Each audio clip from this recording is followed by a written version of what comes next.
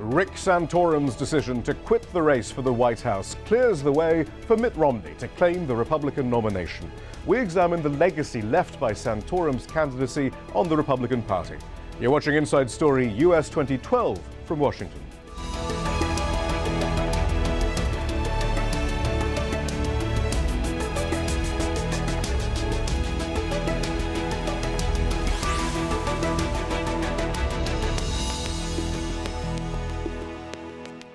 Hello, I'm Shihab Ratansi.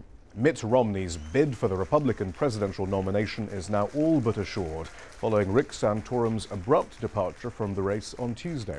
Mr. Romney still faces challenges from Newt Gingrich and Ron Paul, but neither are considered serious challenges. Gingrich is running on a shoestring budget and is in debt, and though Ron Paul still draws large crowds to town hall meetings, he's not picking up many delegates. It's Rick Santorum's candidacy which ignited the Republican primary race and made the contest particularly brutal. He became the voice of social conservatives by focusing on a number of their pet issues.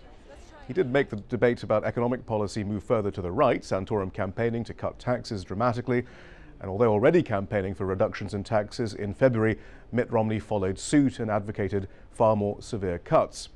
But on social issues, Santorum kept the spotlight on women's rights and the possibility that some religious organizations will be forced to provide reproductive health care coverage for employees. He also firmly opposes gay rights. And in foreign policy, the hardline agenda he espoused helped shift the discussion further to the right. He led the Republican pack in wanting to bomb Iran, and he vowed to, quote, beat China. Few people know Rick Santorum as well as John Brabender. He advised Rick Santorum on all 5 of his congressional races and was the top advisor for his White House campaign. Earlier, I asked him if Santorum was in the race simply to use his influence to shift the party to the right. He never entered this with any doubt that he would be the nominee and fought that way. It's interesting, not only did he win 11 states, he won more counties in the different states than all the other candidates combined, which means that he had strong support in the cities, in the rural areas, the agriculture areas, small towns. And so this really was about winning. This was not just a cause. Nonetheless, though, Mr. Romney had to react and has now moved towards Mr. Santorum's positions on a host of issues. There is that element of trust now. We've heard the issue of the Etch-a-Sketch being raised. Will Romney now just forsake the base and carry on his sort of supposed, quote, moderate path anyway? What happens if he does that? I think it'd be a great disappointment to many in the party if he were to do that, but I have high hopes that he won't. I will say this, he and Rick Santorum talked yesterday morning. They're scheduled to meet, or they're trying to schedule to meet in the next few weeks, and I'm sure that will be on the agenda. I think Rick Santorum will say that he's willing to help and wants to fight for Romney, but wants to make sure there's a great deal of sincerity on a lot of the issues that Romney talked about. There are already signs that Mitt Romney is moderating some of his positions. What if he does pivot to the center, as we're always hearing? What happens? Is Mr. Santorum's support conditional? Well, look, Rick Santorum represents certainly the conservative and Tea Party wing of the party. He is very firm in those beliefs, very passionate about it, and he expects the nominee to be that way. I personally, and I don't think the senator would agree, that we've probably seen a big moderation yet of Mitt Romney, and we're still very hopeful that we won't see that. But, I mean, what are the red lines? Well, I think certainly looking at health care. One of the reasons, but probably the biggest reason Rick Santorum got into this race was the belief that we have to get rid of Obamacare. And I think he feels that it not only has to be replaced, but replaced with something that doesn't have big government mandates. That is something that Governor Romney did use in Massachusetts, but now has backed away from it. And I think getting some confidence that he will not bring that into the federal government is very important. Same with the taxpayer-funded bailouts. I think that's a non-starter for Senator Rick Santorum. Those are perhaps less controversial then amongst the rest of the GOP than some of the social positions Mr. Santorum took. What about on those issues of contraception, for example, and so forth? What if Mitt Romney starts mitigating some of those positions in order to appeal to independent women voters?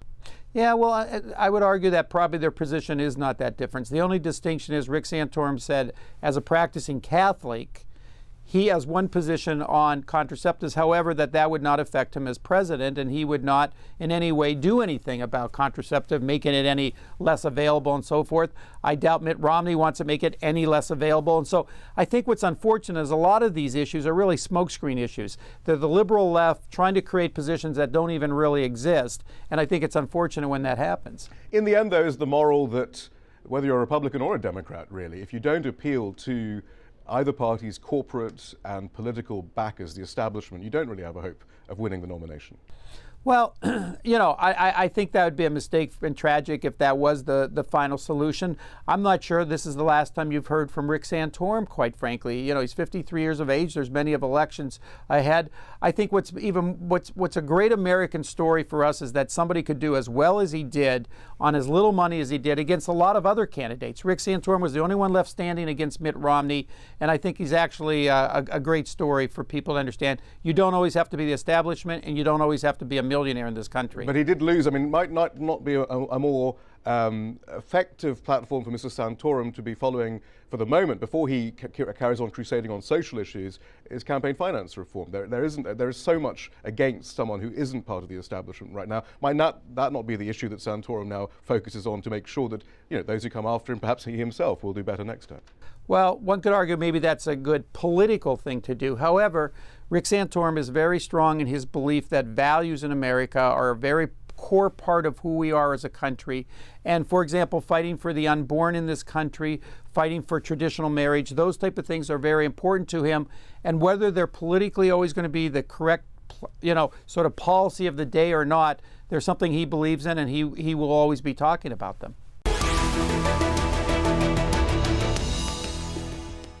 So, what has been the impact of Rick Santorum's candidacy on Republican politics? To discuss this, we're joined by Adolfo Franco.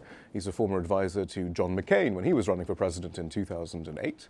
Rick Perlstein is a journalist and the author of Nixonland, The Rise of a President and the Fracturing of America. Also here in the studio, Mark Siegel, a Democratic strategist. He served under President Jimmy Carter and is an expert on delegate selection procedures in the US. Thank you all for joining us. Perhaps actually it might not be a bad point to start at what Rick Santorum had to say actually as he was bowing out of the race. Let's see how he framed his decision. We made a decision to get into this race at our kitchen table against all the odds, and we made a decision over the weekend that while this presidential race for us is over for me, and we will suspend our campaign effective today, we are not done fighting. We are going to continue to fight for those voices. We're going to continue to fight for the Americans who stood up and gave us that air under our wings that allowed us to accomplish things that no political expert would have ever expected. Adolfo Franco, he has a point there, wasn't it? I mean, this candidacy was against all the odds, wasn't it?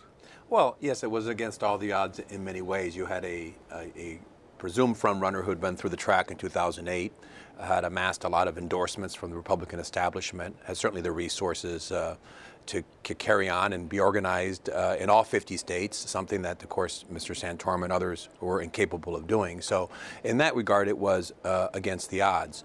By the same token, stranger things have happened, and people can catch fire. One of them, of course, is Rick Santorum himself. I don't think 6 months ago any of us would have guessed that he would have been the last man standing. The Republican establishment didn't want him, though, did they? There's no way they were going to accept him as a candidate. Well, I'm not sure of that. I don't know. I go back to 1976, and I don't know the Republican establishment really wanted Ronald Reagan at that time.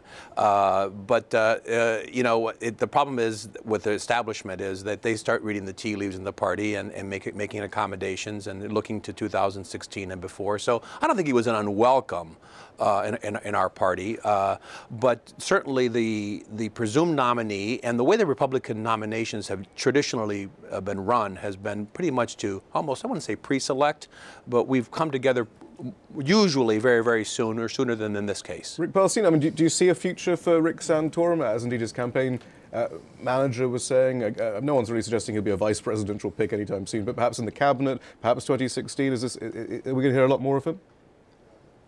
I think he'd be a perfectly fine talk radio host, but let's mention something very, very blunt that can't be ignored.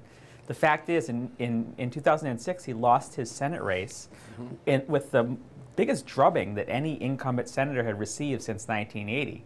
So the real reason the Republican establishment probably doesn't want to have anything to do with him is not necessarily his positions, although those are embarrassing too, but that he's a loser. But I mean, isn't there something about his positions that frightened the Republican establishment? I mean, you're supposed to use socially conservative, some would argue extremism, to fire up the base, but you're not actually supposed to believe in it. You're supposed to just use that to have the base then perhaps vote against its economic interests, arguably, and so forth. I mean, this is quite frightening. This is something new. It was fascinating to hear the defensiveness of his campaign manager. The idea, maybe he's personally against contraception, but he wouldn't pass any laws involving it. Well, that's nonsense, of course, because contraception is part of the health care package people get when they get insurance. So he's for hiving that sort of off of people's health care coverage. And the reason that is so embarrassing for the Republicans is that precisely it's the kind of issue that's kind of existed in this kind of sub-rosa way for decades, but really was not surfaced to the light of day. And Rick Santorum, quite aggressively, in the Iowa caucuses, said things like, he said, contraception is a license to do things in a sexual realm that is counter to how things are supposed to be. And that's so much further than most Americans are willing to go. But the problem with the Republican primary process is that it rewards that sort of zealotry, that sort of people's ability to kind of so believe that their candidate or their position is one that's going to save civilization itself, that they're willing to out-organize the competition. Moderates are the people who don't knock on doors on Election Day. Mark Siegel, could a candidate ever running on such a right-wing, evangelical, Christian position ever win the presidency, do you think? Could win a nomination, possibly, but not the presidency. And the structure of the parties is really quite intact over the years. The Democratic Party is center-left, the Republican Party is center-right. Each party has a 40% base in presidential elections, and 20% of the electorate is persuadable and swings, generally independent and generally moderate.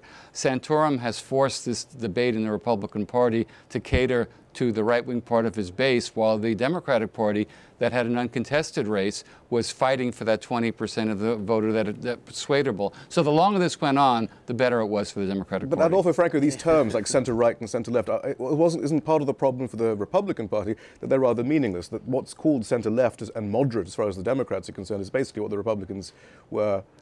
I mean, they've shifted so far to the right that the Republicans don't really know what they stand for, and that's what opens up these social debates. At least there they can find blue water between the two parties. Well, I see it a little bit differently, and I see it differently than Rick. I think, of course, this president is far to the left, and I don't think the contraception issues, although some of these remarks were made, had to do with contraception as much as it had to do with religious freedom.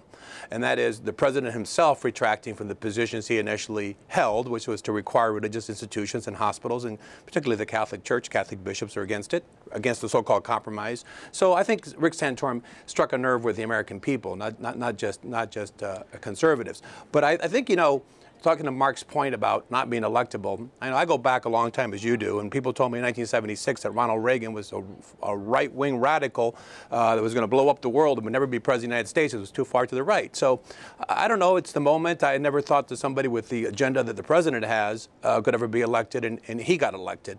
At the end of the day, I think in terms of the debate in the Republican Party, these are not new issues. The Republican Party is pro-life. There's no question about it. It's going to be on our plank. It has been for years. We've elected people. Our president carried 49 states with positions against abortion. And I think most Americans also understand that forcing religious institutions to do things against their beliefs is a fundamental right that we all have to religious freedom that should not be abridged. Rick Perlstein, though, I mean, are there lessons for the left and for President Obama's base, who are pretty disgruntled with him on a lot of issues? I mean, the fact is Rick Santorum did get a lot of things, a lot of ideas into the mainstream and into the mouth of the mainstream candidate that otherwise would not have, they wouldn't have managed. Shouldn't President Obama's base be taking some note of all this? Yeah, absolutely. I mean, of course, what Alfonso says is perfectly absurd. I mean, Barack Obama is the most centrist president we've ever had. I mean, the fact that his major policy initiatives, cap and trade, which is a environmental measure that failed, and the individual mandate, both came out of Republican conservative think tanks. The fact of the matter that no employer is going to be forced to provide contraception. The way the compromise works is their insurance companies are going to pay for it. So, you know, we're seeing the extremism of the Republican Party demonstrated. And what's important for the base of the Democratic Party and for Obama to understand is that, you know, we're dealing with a very zealous, ruthless opposition. So it's not going to be enough to just make appeal to the American people and point out that all these ideas that Barack Obama is pursuing, in fact, are in the broad center of the ideological spectrum. But also note that the Republican Party has become radical, it's become extremist, it's become obstructionists. The kind of filibusters we're seeing in the Senate are unprecedented in the history of the body. So we're going to have a tough fight in our hands. With Santorum's ascent now curtailed and over, hasn't normality been restored, Mark Siegel? Don't we now have that battle between so-called pragmatic moderates, President Obama and Mitt Romney, who fundamentally agree on those issues? I mean, the fact that you know... The problem with Mr. Romney is that he has demonstrated over the years that he has no fundamental core. He's reversed himself on issues that are very significant issues, that define one's own political core. And arguably, people said that about President Obama. Unlike Etch-a-Sketch, where you shake it up and it disappears, right. You know, we have thousands of hours of Mr. Romney on video saying and contradicting himself back and forth and back and forth. President Obama was cleverer by keeping things much more general, I suppose, than Mr. Romney. Well, but you know, he will run on his record, right. And his record, yeah, and absolutely, and we will run against Mr. Romney's positions, or what he says are his positions today. Maybe they'll be different tomorrow. They were certainly different yesterday. Clearly, something's been awoken within the Republican Party. The question, I suppose, now is how does Mr. Santorum use that power and those particular parts of the electorate to keep pushing his agenda? Let's listen to some of the things actually that Rick Santorum said. This is what makes it so difficult for some to think that Rick Santorum can now rally that base in favor of Mitt Romney.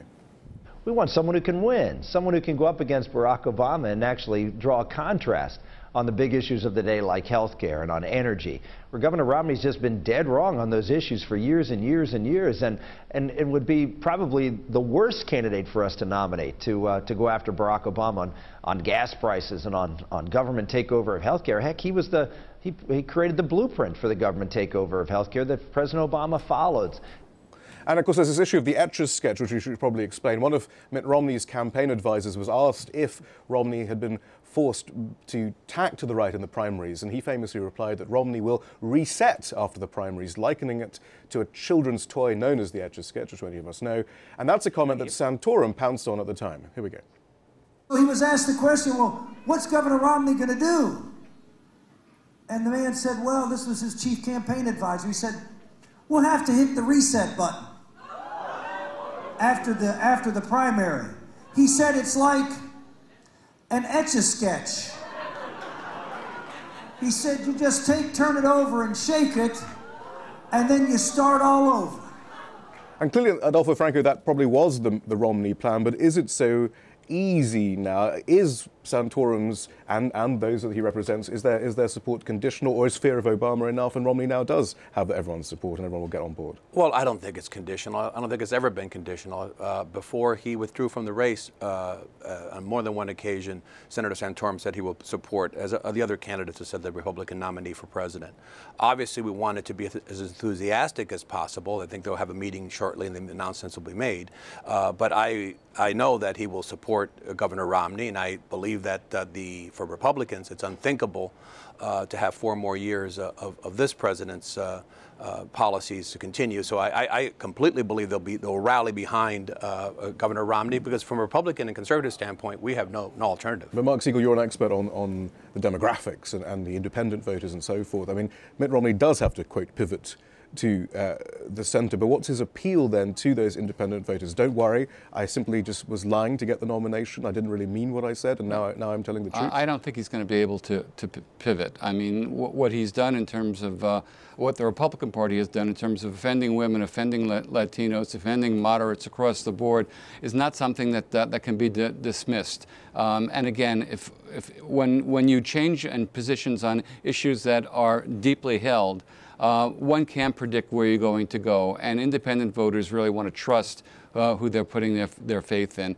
And clearly Romney, over the years, has gone back and forth, and he'll do it again, but no one will believe him anymore. As this primary process, the Republican primary process effectively comes to an end, it might not be a bad point just to look at the polls if the general election were held today, apparently.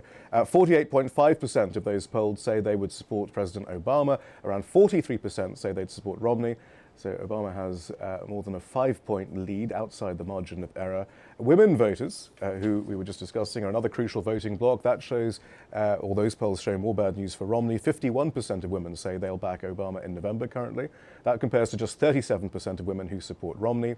Latino voters are a large and rapidly growing voting bloc. They overwhelmingly support President Obama currently. The latest opinion poll shows President Obama with 70% of Latino support against Romney's 14%. Adolfo Franco, though, some have noted, though, that Mitt Romney's already seeming to make, I don't know, more inclusive comments about immigration reform, even actually perhaps suggesting the problem with President Obama is that he didn't go for comprehensive immigration reform. But again, will the Latino community, or those particularly interested in immigration reform, which isn't just the Latino community, will they buy that? I don't think so. As a Latino myself, I don't think they're going to buy that. First of all, this is the president that promised us comprehensive immigration reform when he had supermajorities in the Congress for 2 years. He didn't propose anything for 2 years. Right, Mitt Romney, as a result of the primaries, was suggesting he didn't believe in some, core beliefs that John McCain actually and believed attacked in. Kerry and Gingrich for being too soft on the immigration what the issue. president believes is in record deportations, is which he has done, and the president that at times refers to, when it's convenient, our community as illegals, and other times as undocumented workers, as a chameleon president. I don't think he's going to fool. I don't think those numbers are going to hold up at all. I think Latino voters, quite frankly, are going to vote like the rest of us. They're going to vote on the price of gasoline, which has gone up 103% under this president, unprecedented. This is the president that promised us that unemployment would never be above 8%. If a stimulus package were approved, it was approved. It's at 8.6%, something like that. Latino voters almost 12%. So this is a president whose policies have failed. The one poll you should show up there is the fact the president has trouble always getting to 50% approval rating. Really a very precarious situation for an incumbent president to be in. So yeah, Mark, I do want him to run on his record. It's a record of failed policies, and we all know it because 70% of the American people say the country's moving in the wrong direction. Well, I find those talking points pretty stale, and I think the electorate. Oh, no, they're the not talking points. They're the polling data. They are the talking points. 70% of the people are against the direction this country's going. We're running out of time, Rick. Just to warn you, but do get on. Yeah, Adolfo, are you really willing to look in the eye of the 100 million people who watch Al Jazeera and say that the president is responsible for a doubling in gas prices? Yeah, there's really speculative market. His Secretary of Energy says we need $8 to $10 gasoline in the United States. That's what he said, and he should explain it to the American people. I didn't say that. Secretary Chu said that. And you're really going to ignore the fact that when George Bush proposed comprehensive immigration reform, the vituperation that was poured out in the Republican grassroots to talk radio and to people's he had Republicans so intense that he ran away in the other direction. He didn't. This is the president that had the courage to put. This is the president who had the courage to put two times his political capital on the line. This president has done nothing. We're going to quickly move away from those specific issues because we only have about a minute left. But Rick Perlstein, in the end, though, with the end of this Republican primary season, effectively. Yeah. Has normality been restored in the American political system? You have two, quote, moderate, center-right, arguably, candidates slugging it out. I mean, one of the problems with Romney, of course, is that that they do espouse similar views on healthcare, or they did in the past. That's basically all we have. And both were chosen by the establishment. Both have the same corporate donors in many cases. It's basically we're back to business as usual now. That's a bit miscast because, of course, Mitt Romney, on economic issues is actually quite extremist. Over and over again, he's basically said that corporations have any prerogative to do whatever they want in the marketplace and for their workers without any kind of government check. He was in a business in which he is basically... Right, but President Obama has been very attendant to corporate concerns as well. Just sense that Mitt Romney's a bit more... And Barack Obama... especially with this new Jobs Act, which basically gets rid of controls on accounting for startups, really has to listen to his left and return democratic economic policy. But does he need to? Isn't fear of the other candidate enough, both the Republican base and the Democratic base, now just to get on board and vote as they are meant to vote?